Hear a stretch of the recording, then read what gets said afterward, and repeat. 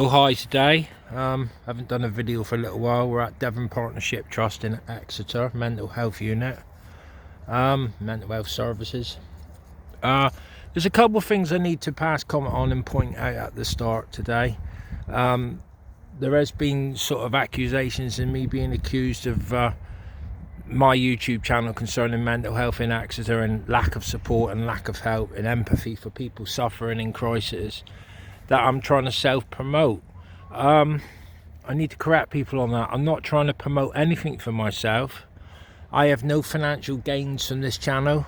I'm not trying to promote anybody. I'm not trying to promote myself. These videos I'm trying to do these videos carefully. It's not my wish to deeply offend people. I'm not naming and shaming people at this point within this service. The videos are just for you to view and make your own opinion on.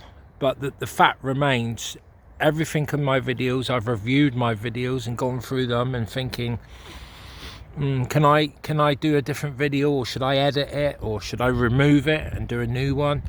And the answer is no. I am completely happy with the videos I've uploaded thus far. I don't feel they're offensive. They're truthful. They're very truthful. When I make these videos and what I say in the videos, I've done my research. I've checked up on the information available. Example about accessing services or trying to get access to mental health services in crisis. Be that through your GP or Wonford mental health services, through the moorings, the situation when you end up in crisis and you go through the site liaison service, which is in A&E, or you're detained in the place of safety, which is over here, for your own safety and the safety of others.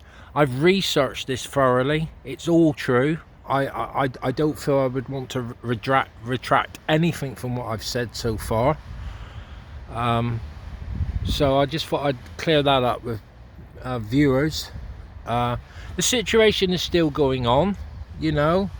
I go to a few said men's groups in Exeter weekly, and it's the same conversation there from people. There are people turning up at talk groups and men's groups, you know, experiencing chronic mental health crisis, experiencing trying to access those services, trying to seek support and help, trying to push these people, like here at Wonford House, for an action plan, which they don't uphold. That is a fact. You know, Wonford House Mental Health Services, CMHT, often will put together an action plan for you as the client, the patient, and it doesn't get actioned. What is the point of making up a path for someone in crisis or in need of mental health support as an action plan and not following it through? It doesn't do the patient, the client, any good at all. They become feeling like they have no or little self-worth. They feel abandoned, discarded. You know, something has to change. I don't know for other places in the country, but I'm pretty sure it's similar wherever you go. There is a huge stigma in this country with mental health.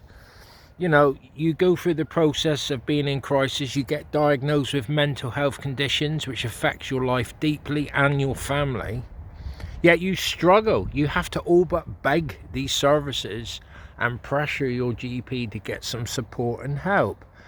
This shouldn't be the case, you know. I know this country has a lot of issues going on right now and there's a lot of problems, but you shouldn't have to beg for mental health support. You shouldn't have to be literally bouncing off the walls to actually have, you know, be offered help. You know, in Exeter, there's no excuse. You've got this big main building, you've got a place of safety over here, over the back in the courtyard you have the moorings, and A&E is just there, straight over. They have 2 secure wings over here for mental health. You know, there's no shortage of resources here. Yet all these buildings, even with a diagnosis of a mental health condition or a severe mental health condition, You can't access any of it, you know. They have appointments inside here, appointment suite where the reception is, and you go in and wait for your appointment. I guarantee you, if I walked in there now and filmed, which I don't want to at this time, there'd be nobody there. They're vetting people very, very on a low scale.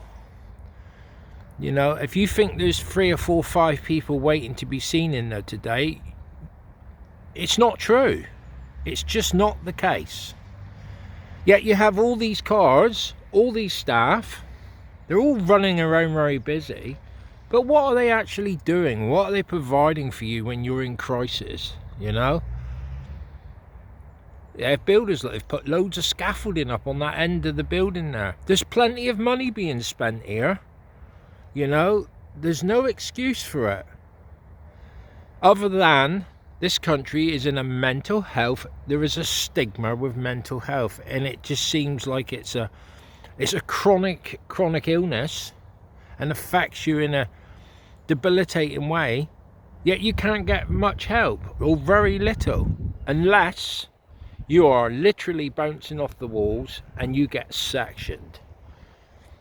I know someone who has been detained, and they just put him out on the pavement.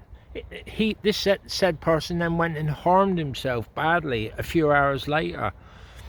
You can't help but think, if he was treated correctly from the start, maybe the further self-harm and mental state he became in could have been avoided. Instead, he was picked up by an ambulance service and the police service and brought to A&E, who then assessed him for his mental health capacity and then resent him back out, you know, discharged him. There has to be something else. So yeah, that's today's video.